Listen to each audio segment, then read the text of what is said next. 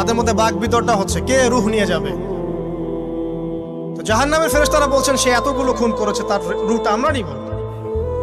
আর জান্নাতি ফেরেশতারা বলছেন না, সে তওবা করতে এসেছিল, অতএব সে আল্লাহর অভিমুখী হয়েছে, তার রূহটা আমরা নিব। আল্লাহ পাক এখানে একটা কৌশল করলেন।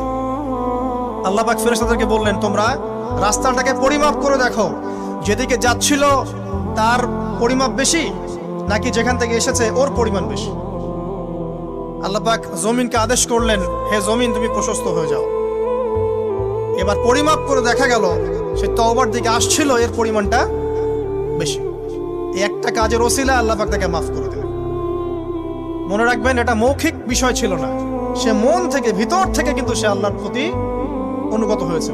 এই মনের বিষয়টা আল্লাহ ছাড়া কেউ জানে না।